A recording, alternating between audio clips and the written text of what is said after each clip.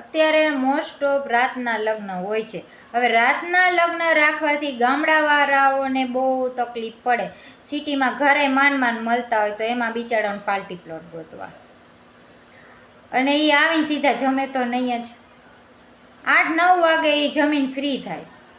હવે સ્વાભાવિક છે, બધા પાસે 4 વ્હીલ હોય નહીં, ઘણા 2 વ્હીલ લઈને આવ્યા હોય, તો એ લોકોને પાછું જવું હોય તો 12-1 વાગે ઘરે પહોંચે. એમાંય 2-3 વર્ષનું છોકરું હોય અને એ મહિનાની ટાઈટ.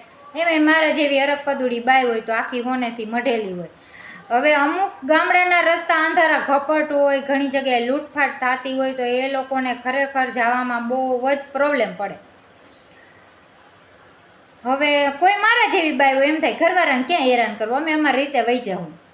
હવે તો રાતે 10 વાગે ફ્રી થાય તો આપણે રાતે પાછા વળી ન શકીએ, એટલે ન છૂટકે રોકાવું જ પડે. અને જેની ઘરે લગ્ન હોય ને એને માથું હોય જ નહીં. હવે એને ન ખબર હોય કે અમારા ઘર મહેમાન આવ્યા કેટલા હેરાન થઈને આવ્યા, અને પાછા ગયા ત્યારે કેટલા હેરાન થયા. પણ જેની ઘરે રાતના લગ્ન હોય ને એને મહેમાનને રાત રોકાવાની બધી સુવિધા રાખવી જોઈએ, કે જેથી ખબર હોય કે ગામડાવાળા જ સગા છે, પાછા જવામાં એ લોકોને બહુ તકલીફ પડે, એટલે રાતની વ્યવસ્થા કરી દેવી પડે. જે કંકોત્રી દેવા ગયા હોય ને એની ફરજમાં આવે.